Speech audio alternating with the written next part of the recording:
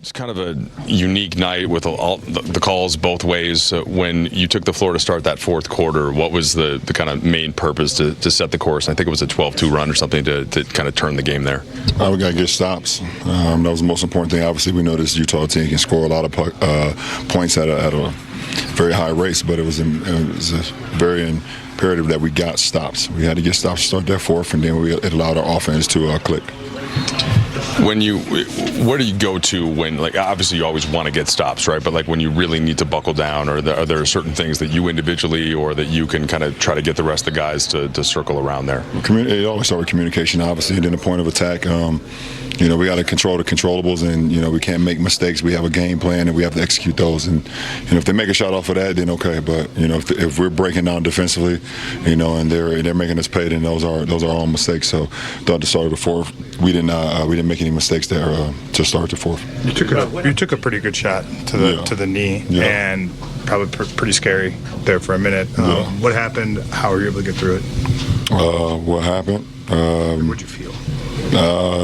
Just a little bolt to the knee, like a sharp pain to the knee. Got kneed on the inside, kind of like the medial side of the knee, and just kind of wanted to take my time a little bit as it calmed down, or whatever the case may be. We're hoping it calmed down, and told Mike, my trainer, I said we dodged the bullet there.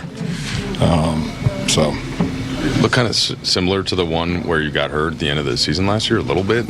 Same side. Yep. Same side. For you, is the uncharted territory is a phrase that comes. You're playing your 23rd NBA season. No one's done that before.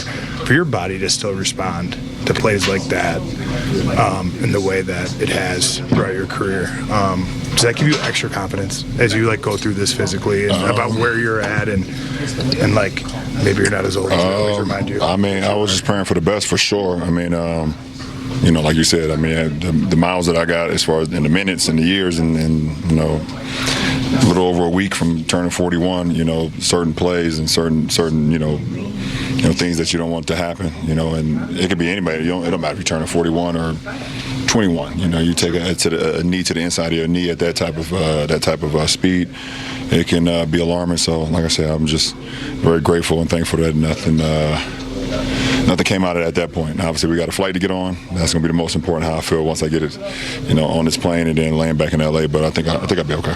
Recognize defense has been a point of emphasis for this team, and the offense has been pretty good so far. With that said, JJ said he kind of challenged some of you guys to play with some more off-ball actions. And how could that benefit this group in the long run? As good as you have been offensively, to have a deeper playbook. Well, you have to have an array of offensive sets, and an array of you have to be able to.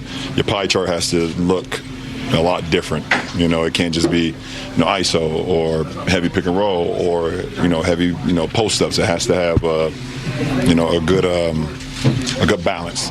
So and every game is going to have its difference. Some teams play defense differently than other teams, so you have to be able to go into the playbook and go into the toolbox and say, okay, we have this versus this, we have this versus that, and I think we're going to continue to build that. But tonight was a good start for us.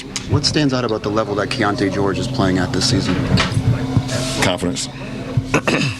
You think he's at all-star level so far? No, I'm the wrong guy to ask that question, champ. I watch YouTube golf these days, so I'm the wrong guy to ask about that. He played great tonight. He played great last time we played him, and he's playing good ball versus us. But yeah, I'm more on the Brian Burrows and Grant Horvat and Bryson DeChambeau and the rest of those guys. So, what can you say about Luka then? You see him every night, and then tonight is his first 40-point triple-double as a Laker. What can you say about his playmaking tonight? Just Luka magic. So there's no surprise. He's just so damn good. It's ridiculous. Following up on Dan's point, is part of all the strength training that you've done over the years to kind of steel your body so that when you do get hit, you might be able to sustain that more than most. That's been a point of emphasis for me and Mike throughout my whole career, is being proactive and not reactive. Everything that we do in the off season, everything that we do during the season is all about being proactive.